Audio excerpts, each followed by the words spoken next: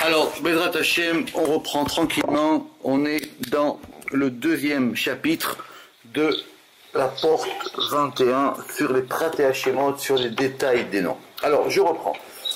Le Ramak, il a évidemment un plan, c'est-à-dire il sait où il va nous amener, mais à chaque fois, il va nous ramener des textes. Et chaque texte, évidemment, il faut qu'on rentre dedans pour comprendre. Même si on fait un détour, on revient toujours sur la route principale pour pouvoir comprendre.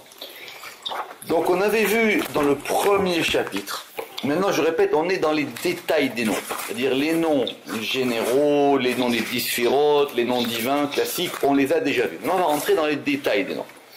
Et pour rentrer dans les détails des noms, il faut qu'on comprenne un peu la dynamique de l'association des détails des noms. Et on a commencé dans le premier chapitre, que vous pouvez réécouter, par un exemple qui se trouve dans le Or Asechel de Aboulafia. Juste j'ouvre une parenthèse que j'ai refermée. On a vu qu'il n'avait pas cité directement le Or Asechel, bien qu'il le cite aussi autre part. Il le cite dans un livre qui s'appelle dans le Or Yakar sur le Shirachirim. C'est quelqu'un qui m'a envoyé la référence.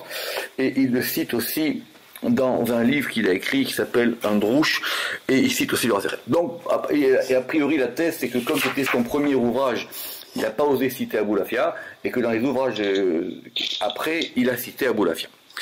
Alors, pour ce qu'on a vu dans le détail et dans le fond.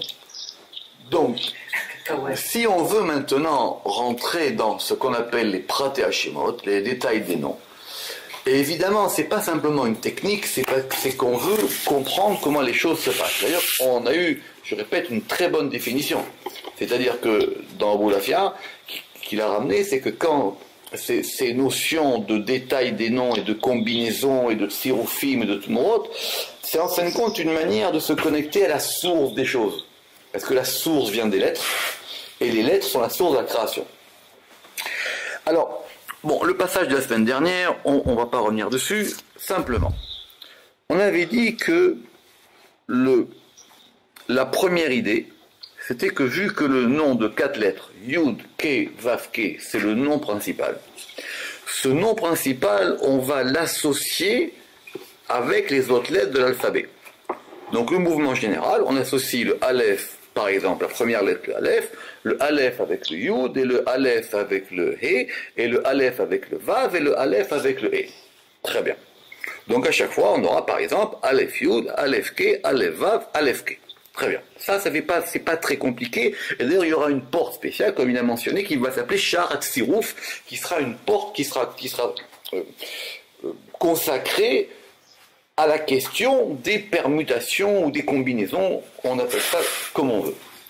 Mais pour pouvoir donner toute la force qu'il y a, on va y rajouter et on va dynamiser, c'est ça le nom, on va dynamiser, on va mettre en mouvement ces lettres avec des points voyelles. Très bien.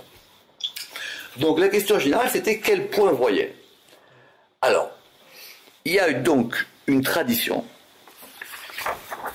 dans la Kabbale antique qu'on apprend ces points voyelles par un moyen mnémotechnique qui est les points voyelles que nous allons associer aux lettres notaricon. Simplement, première question technique, c'est comment est-ce qu'on va le ponctuer? D'après ce qu'on a compris dans Aboulafia tel qu'il est ramené dans le Ramak,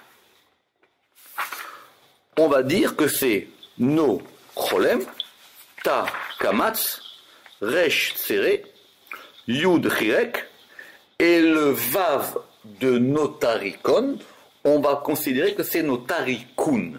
Et donc, du coup, ce Vav qui se prononce ou va devenir un Shuruk.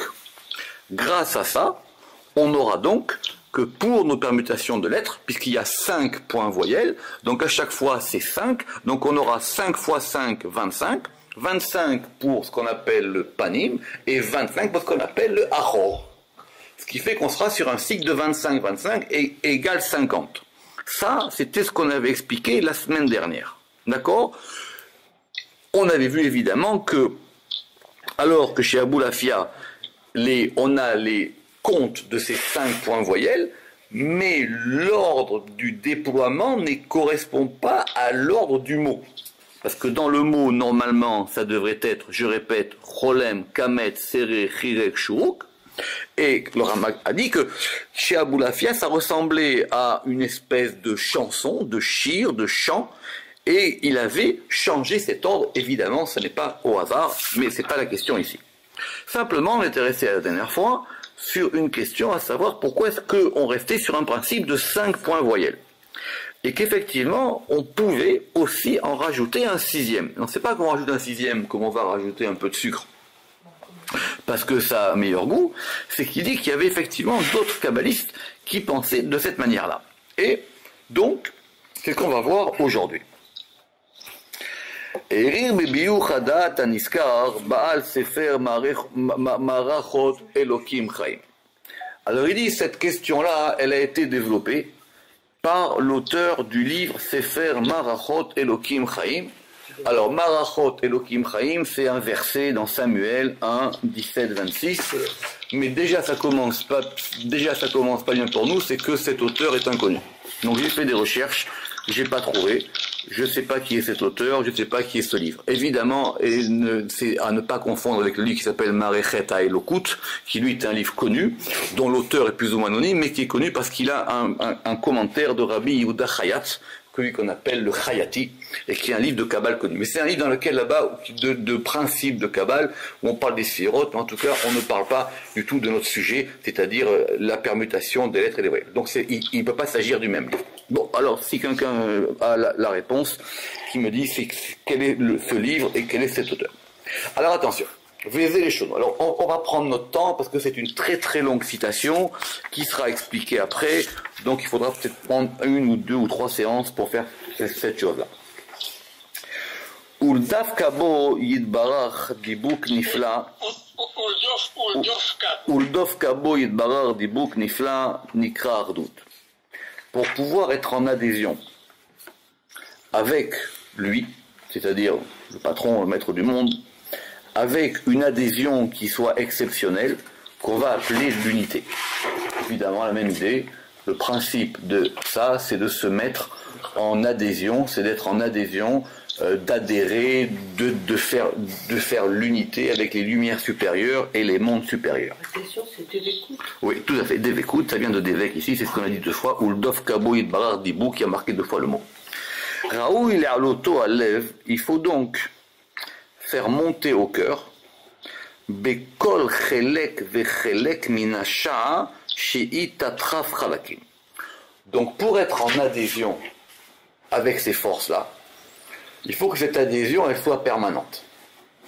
Et cette adhésion permanente, on va la réaliser en faisant monter vers le cœur dans toutes les parties de l'heure. Alors, vous n'êtes pas censé le savoir, mais il faut le comprendre.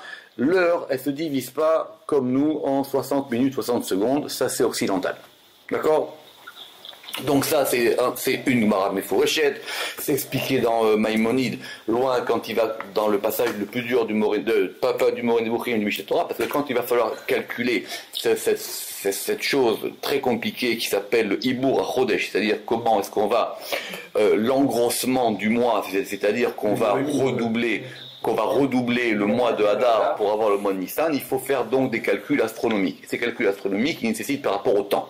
Et en gros, c'est que chaque année, comme on va perdre un peu de temps par rapport au cycle lunaire solaire, on va le rattraper en rajoutant un mois. Bon, aujourd'hui, c'est clair, c'est le calendrier qu'il fait à notre place, mais du temps où c'était fait par le Beddin, etc., il fallait comprendre ce calcul. D'accord. Alors, sachez que donc, l'heure, il y a 24 heures dans la journée, ça c'est clair. Donc il y a 12 heures de jour et 12 heures de nuit, ça on en reparlera. Et l'heure ne se divise pas en minutes, enfin elle se divise en chalakim. Et dans une heure, il y a 1080 chalakim. Des chalakim, tab, resh, pe. D'accord ? Il y a 1000 chalakim, et les chalakim se divisent eux-mêmes en regaim. Mais on ne va pas rentrer dans cette histoire. D'accord ? Et les chalakim se divisent en regaim. Donc ça fait, donc on a 1080. Il y a des articles scientifiques là-dessus. Si vous voulez calculer ce que ça fait en secondes, en tout cas évidemment, ça fait plus que les secondes. Alors, Minasha Shei Tatraf Chalakim. Donc l'idée est simple. Hein. L'idée c'est que on veut parvenir à une adhésion permanente dans le temps avec les lumières d'en haut. Et pour ce faire, il faut que ça puisse se réaliser à chaque instant possible. Ka'asher Gilgul Shemo Yidbarach. Alors maintenant, qu'est-ce qu'on va faire? On va faire tourner son nom. In Kol Hot Ve'ot, avec chacune des lettres. Apparemment, il s'agit ici, il faut être très très précis, avec chacune des lettres de l'alphabet. Donc les lettres de l'alphabet, notez-le, elles sont au nombre de 22. On ne compte pas les finales. D'accord? Im Anikud, avec la ponctuation, chez Simanu Nu Tariekon. Là, c'est différent. C'est-à-dire, j'espère que vous avez tous la même version, c'est-à-dire que on garde les mêmes lettres de nos Tariekon, mais c'est plus les mêmes voyelles. Donc ici, c'est Kubutz, Kamatz, Tsere, Krirek, Cholem. D'accord? Alors qu'avant, on avait un ordre différent. Vous avez raison. On a changé le Cholem du début du mot, on l'a mis, ce qui est d'ailleurs plus logique, a priori, parce que l'Otarekon, et on a mis le Kubut sur le Nun. Très bien. Et les lettres médianes, elles restent. En tout cas, si on reste sur ce principe, c'est-à-dire qu'on prend les lettres de Yudke Vavke multipliées par 5, donc on sera donc sur un modèle de 25-25, égale 50. Mais ici, il dit Im, et donc, alors, Imanikud, chez Simano, Nutarekon, ou Tatraf. Et on veut arriver à 1080 parties. D'accord? Comment on va y arriver? Doucement. Ve'im ha'ot bilti nikud. Alors ça, c'est difficile à comprendre. Et on rajoute à ça une lettre qui n'a pas de ponctuation. De ce que j'ai compris, il s'agit ici du Sheva. Tout à fait. Parce qu'il est silencieux. Parce que le Sheva, il est silencieux. Et c'était ça notre question, à savoir que est-ce que le Sheva, il fait partie, oui ou non, de la famille des points voyelles. Et effectivement, ici on le compte. Et si ve'imaot bilti nikud yikamad, on aura 144. Vesimaner me'ona Elohe kedem. 144, Vesimaner, et on a un signe pour se rappeler de ça, ça c'est connu, c'est que Kouf Mem Dalet, 144, il y a un moyen technique de se rappeler de ça, c'est un verset, le fameux verset dans la dernière parashat de la Torah, dans Devarim, Me'ona Elohe Kedem. Alors c'est un très beau verset, avec de nombreuses traductions. Comment on traduit Me'ona Elohe Kedem? Tout le monde connaît ce verset, parce que c'est le verset qu'on récite sans arrêt à Simchat Torah, quand on fait monter les gens, on fait comme ça. Alors, littéralement, un maon, avant de le mettre au féminin, que c'est un maon, me'on kocho, un maon, c'est un lieu de résidence, d'accord? C'est un endroit où on habite, d'accord? Et ici, c'est au féminin.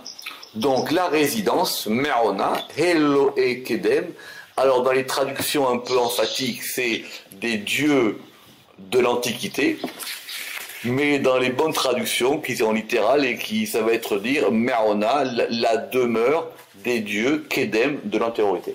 Puisqu'ici, Kedem, évidemment, ça n'a échappé à personne, c'est au singulier. D'accord? C'est pas, d'accord? Mais en tout cas, c'est le niveau de l'antériorité. Ce niveau de l'antériorité, il s'écrit donc Kedem, Kedem tout le monde sait ce que c'est, d'accord, Kedem, Kodem, Kadmon, d'accord, tous ces mots qui viennent de cette racine-là, et Kedem, ça fait Kouf Dalet même, ça fait aussi 144. Donc on y est. Ka'asher tiré l'ifnim Bezrat Hashem, et ça il dit, je te l'expliquerai plus tard, Baruch Hashem. Donc ça au moins, avec ça, on est réglé. Mais en tout cas, notez que cette notion de 144 qui correspond, si j'ai bien compris, aux permutations qu'on va faire uniquement avec le Sheva, ça fait 144. Grâce à Madame Saralev, on va vous citer, effectivement, c'était pas très compliqué. C'est-à-dire que pour avoir ce kamad, c'est-à-dire ce 144, on n'est pas sur un bloc, donc quand on avait 5 lettres, On avait donc 25 et 25, ça fait 50. Très bien. Mais maintenant, si on a sur 6 lettres, on est sur 36. Donc on est sur 36, et 36 multiplié par 4. Ben ça fait 140. Très bien. Alors, doucement. 36, ça fait 144, mais on n'a que le panim. Ah oui, absolument. On a perdu le achor. Absolument, ouais. On est d'accord? Oui, oui. Donc, on n'a que le panim, on a perdu le achor. On a que ce qui est devant. D'accord? Très bien. Et donc, on a dit que, donc comme ça, on avait donc les 144, je répète, qui correspondaient donc à la permutation de chaque lettre, à la permutation de chaque lettre, et donc 144 multiplié par 22, ça fera 3168, notez-le dans un coin. Mais évidemment, on reprend. Donc, Venarshova la date, Zot, chez où Eloé Kedem, parce que par ça, on va savoir qu'il est le Dieu de l'antériorité. Yotzer, c'est-à-dire celui qui forme, ou Boré, celui qui crée, Verosé, celui qui fait, ou Maatzil, et celui qui est Maatzil Kol. Ici on a donc les quatre. Ici donc on a les 4 termes de la création qui sont la Yetzira, la Beria, la Asiya et la Hatzilut, qui correspondent à quoi? Qui correspondent aux 4 lettres du Shem Yud Kei Vav Kei. C'est pour ça qu'on va les permuter. Vous avez compris? Oui ou non? C'est pour ça qu'on les permute. Ve'u mea otiyot asher u dvar Hashem. Et ça fait partie des lettres qui sont la parole de Dieu. Yotse mimekomo, et qui sortent de son endroit. Asher kol adibur yotse, d'où toute parole sort, mehem, sort d'elle. Ou bichlal kol adibur, et la totalité de toute parole, ou kol shem, Shel Kol Min, ça sera le nom de toute espèce, c'est-à-dire tous les noms qu'on va avoir, c'est-à-dire toutes les espèces de noms qu'on aura, Mimine ou Mimine Ametziot, et qui correspondront donc à quoi? Qui correspondront aux espèces des choses qui sont créées. Mimenu Anim Saod Vechol Hayetzur, Yotze Beshem Echad. Et pour nous indiquer que toutes les parties et les espèces de la création, ça provient d'un seul nom qui est le nom Yud Kei Vav Kei. Donc si vous voulez partir du nom Yud Kei Vav Kei pour comprendre tous les détails de la création dans tous les moments du temps, c'est comme ça qu'il faut procéder. On prend le Shem Yud Kei Vav Kei, on va le permuter avec toutes les lettres, et toutes ces lettres, on va les permuter avec nos 5 points voyelles. Qui kol hot, parce que chaque lettre, Mishem Yud Kei Vav Kei, du nom Yud Kei Vav Kei, Mistaref im kol hot ve hot, sheyesh berala shearim, va se permuter avec chacune des lettres des 231 portes. C'est quoi les Ralachiarim? Ça, il faut le savoir. C'est une Mishnah dans le Sefer Yetzira. Dans le Sefer Yetzira, on a une notion qui s'appelle là-bas les Ralachiarim. Alors, c'est une Mishnah que je vous ai ramenée. C'est dans le 2e chapitre du Sefer Yetzira, quand ça commence à devenir compliqué. Et là-bas, c'est marqué en toutes lettres, Kavbet Otiyot, il y a 22 lettres, Yisod Kevuatam Begalgal, et le fondement de leur Kevuatam, de là où elles sont fixées, c'est dans 231 portes. Chazar Galgal Panim Vercho, et la roue, elle revient en avant et en arrière. Simanadava, et le signe pour ça, cette fin de la Mishnah est connue, En Betova le Malam et Oneg, il n'y a pas plus haut dans le bien que Oneg, Aïn Nun Gimel, En Bera le Matam Nega, et il n'y a pas plus bas dans le mal que ce qu'on appelle le Nega, Nun Gimel Aïn. Très bien. Le néga, c'est une plaie, c'est quelque chose qui fait mal, c'est quelque chose qui n'est pas bon. C'est l'inverse du oneg. Le oneg, c'est le degré le plus haut, c'est le délice, la félicité, et le degré le plus bas, ça s'appelle le néga.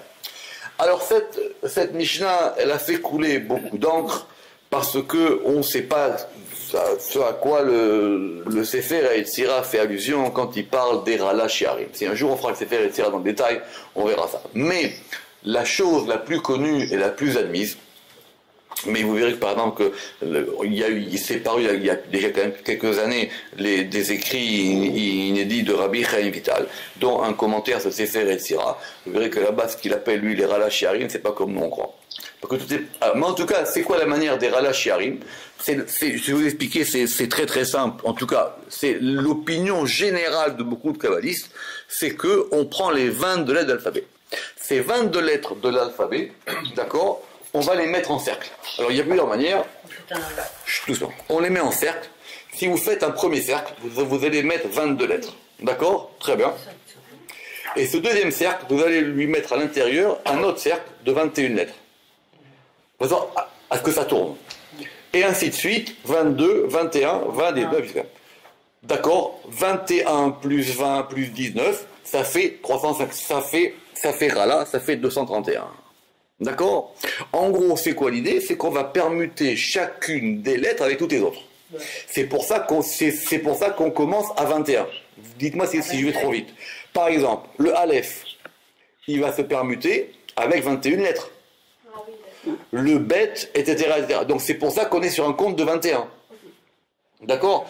Et donc chacune des lettres va se permuter de cette manière-là. Donc soit, d'après la Mishnah, on le figure comme étant un cercle, et donc ce sont ces fameux cercles que vous avez sûrement déjà vus, où il y a des cercles, et ces cercles, c'est comme s'ils tournaient les uns sur les autres.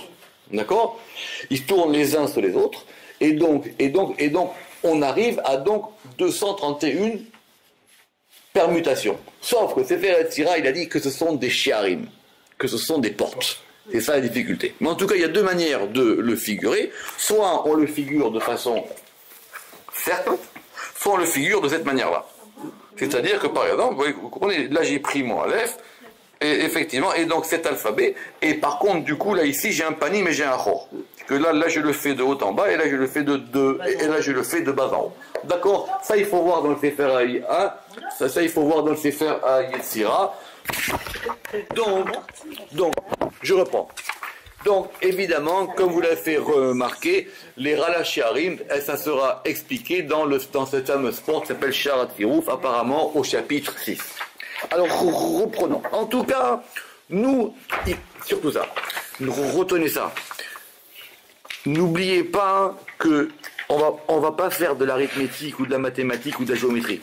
Le but, c'est de comprendre à quoi ça nous sert. Sinon, après, c'est pas grand-chose.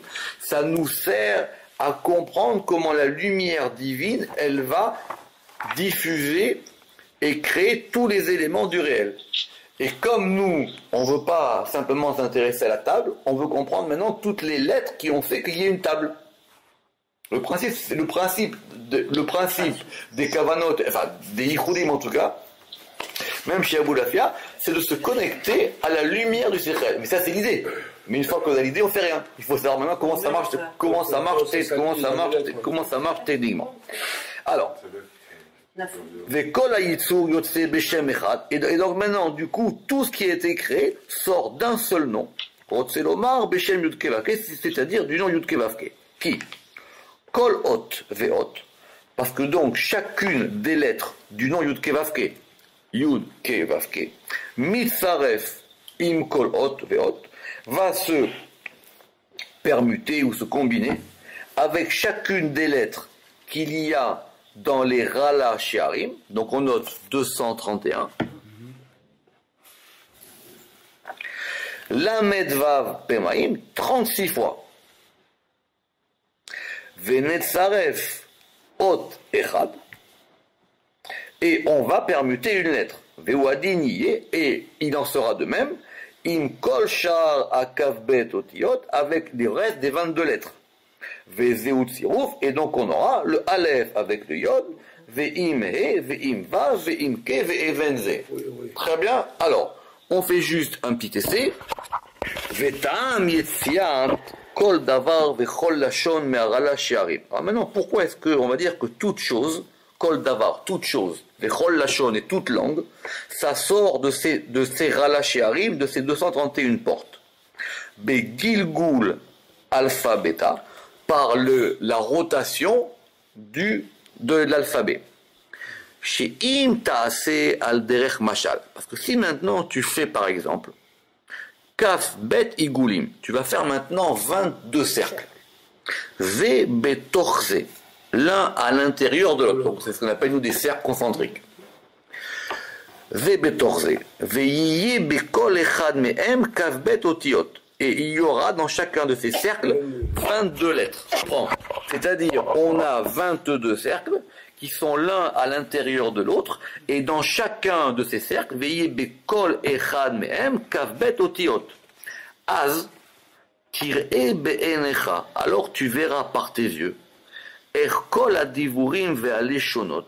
Comment est-ce que toutes les paroles et toutes les langues Yitztarfu mitor gilgulam, elles vont se combiner par les cercles-là, dans les 231 portes, vechoseret chalila. Donc, quand on a ces 22 lettres, il dit donc maintenant tu verras que tout ça va se permuter dans des cercles, dans les ralachiarim, dans les 231 portes, vechoseret chalila, et la chose, elle retourne sur elle-même. Vechoser agalgal, panim leachor, et la roue, elle va retourner à l'endroit et à l'envers. Ça marche dans les deux sens, d'accord? Ralachiarim, et donc, ça veut dire quoi? Que quand on va parler de ces Ralachiarim, de ces 231 portes, Rotseloma, Ralachiarim shel panim, 231 portes à l'endroit, shel panim, Ralachiarim shel achor, et 231 portes à l'envers. Veare, chez Mistaref, et donc, chez Mistaref, Kol Hot Ve'ot Mirala Shiarim, et donc on va permuter chacune des 231 lettres avec Im Arba Otiyot, avec les 4 lettres du Shem Yud Kevavke. C'est Rala Shiarim, c'est quoi? C'est Rala Shiarim, en fin de compte, ce sont 231 lettres. Mais simplement, mais ça c'est expliqué dans Sefer Yetzirah, ces 231 lettres, elles sont à chaque fois dans des alphabets différents. Je vous explique. Quand vous avez un alphabet normal, mais on ne va pas refaire Sefer Yetzirah, c'est pas le but ici, d'accord? Quand vous avez un alphabet, Aleph, Bet, Gimel, Dalet, Eva, Vaïn, d'accord? La lettre Dalet, par exemple, c'est une lettre Dalet qui se trouve être la 4e d'un alphabet. Oui ou non? Donc, c'est une lettre particulière. Et on ne peut pas la prendre comme ça. On la prend comme ça parce que c'est la lettre Dalet qui est la 4e d'un alphabet. Mais si maintenant, dans les Ralachiarim, je fais un alphabet qui commence par Dalet, c'est un autre Dalet, c'est plus le même. C'est quoi? C'est un Dalet qui est numéro 1. C'est pour ça qu'il y en a 21. C'est un Dalet qui est maintenant la... Pourquoi? Mais ça, on a fait Sefer Yetzirah. Parce que ça veut dire que chaque alphabet, il fonctionne comme une série d'éléments imbriqués les uns dans les autres. Pour que le Yud, il ait la force qu'on a à nous, et c'est qu'il est 10e de l'alphabet. Et comme il est 10e, c'est toute la question de ce fameux Zohar au début sur les lettres qui vont pour la création, c'est qu'elles arrivent dans le sens inverse. Très bien. Mais si j'ai un alphabet simple, comme on a, nous on a choisi un alphabet central, qui est de 22 lettres, qui commence par Aleph, qui termine par Tav. Et cet alphabet, il a une structure particulière. Mais si maintenant, ça c'est 22, maintenant je fais 21, comme on l'a fait dans les Ralachiarim, j'aurai toujours des lettres. Mais ces lettres, en fonction de l'endroit où elles sont placées, elles n'ont plus ni la même force, ni la même signification. C'est pour ça qu'ici, il dit qu'on va prendre chacune des lettres de ces Ralachiarim. Ketzad. Alors Ketzad, donc, voici donc comment. Ketzad. Aleph, Mistarefet, Imayod. Alors là, maintenant, ça va être clair. Le Aleph, il va se permuter avec le Yud. On est d'accord?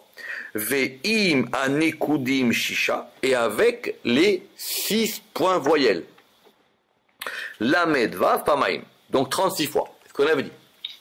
Et vechen imae, et de même avec le e, be'otam nekudot asmam, avec les mêmes points voyelles, 36 fois. Lamed vav pamaim.